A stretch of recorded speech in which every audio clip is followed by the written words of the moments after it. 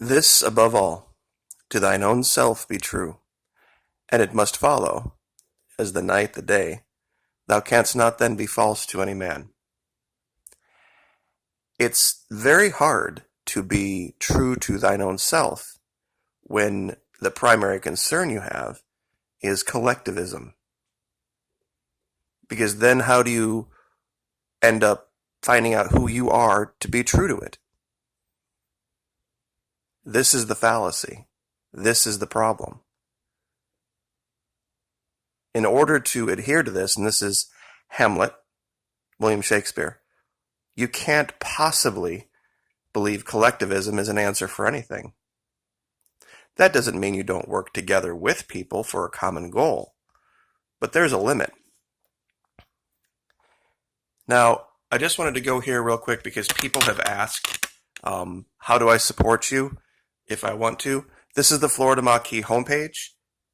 If you just go to the channel homepage, and as you can see, here's the channel logo, and right across the top here, there's, you probably won't have a customized channel button. That's just because I'm logged in.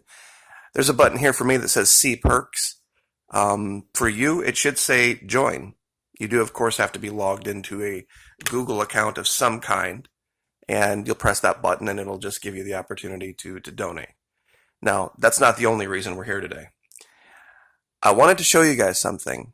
I have this set up so that you can see videos by popularity, meaning view count. And 1, 2, 3, 4, 5 of the top 7 videos on my channel have nothing to do with Antarctica and nothing to do with Venezuela.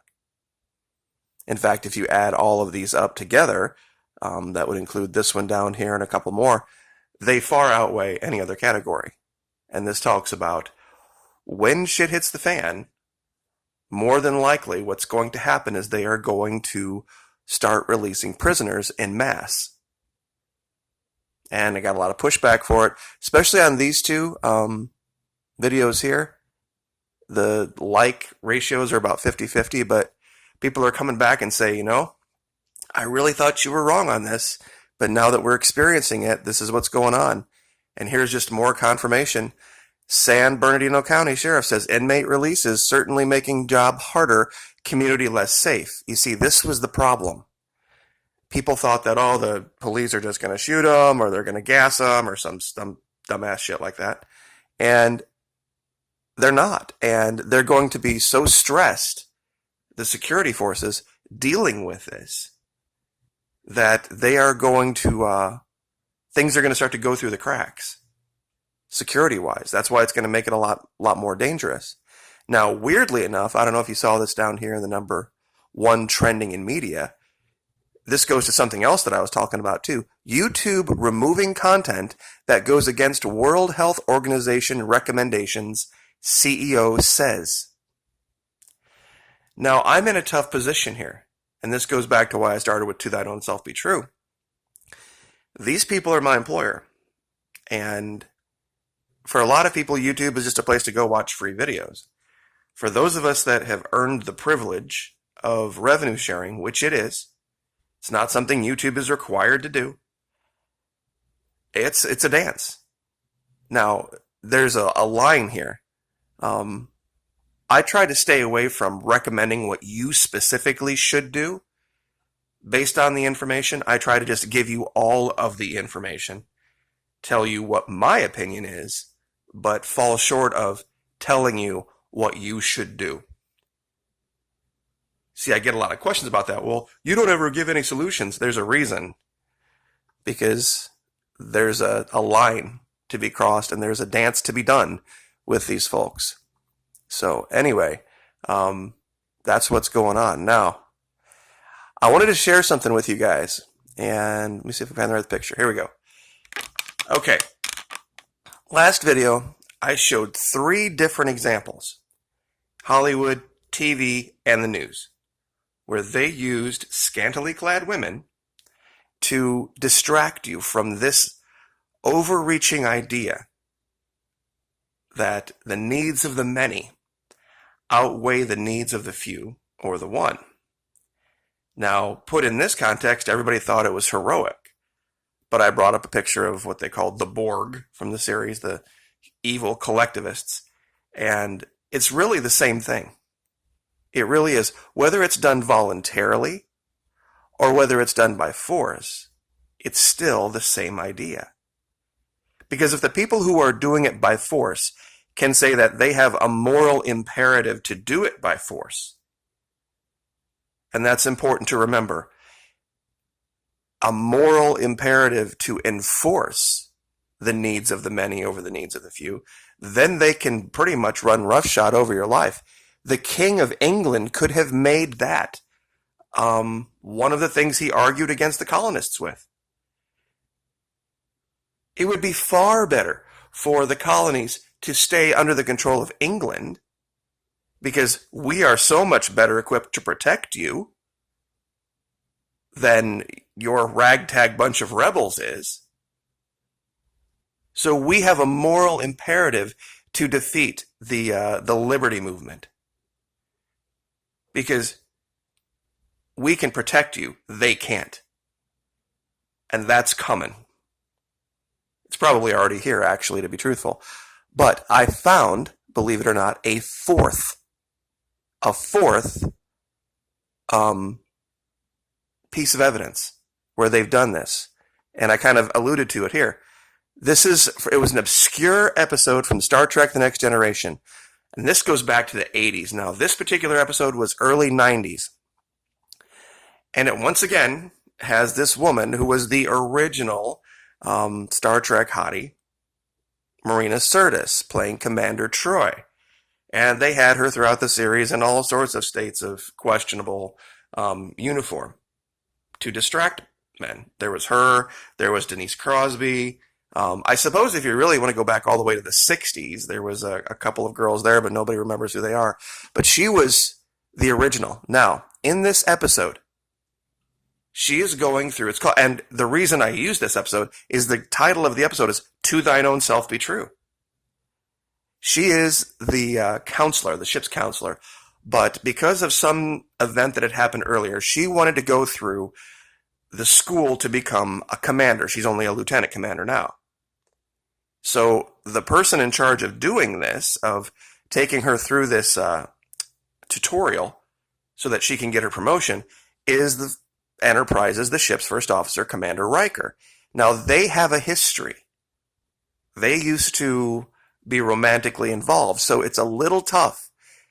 Now, it's only a side plot to the main plot of the show, so many have probably forgotten it. Well, she fails this over and over and over again. It's a situation where she has to make a decision that saves the ship. And she can't figure out the answer to it. Because the answer to it requires her to do something pretty bad, pretty ugly. What she has to do is she has to order one of her close friends, one of their close friends, the actor played by LeVar Burton, Geordie LaForge, into an area of the ship that's contaminated by deadly radiation. The idea is this. She has to use a moral imperative to force the death of an individual to save the whole. She has to literally enforce the needs of the many outweigh the needs of the few or the one. See, that's the difference between the thing with Spock, where the original part of this was Spock went and voluntarily sacrificed himself. And that's why it was seen as heroic. But the idea is the same. The well-being of the collective is the number one consideration.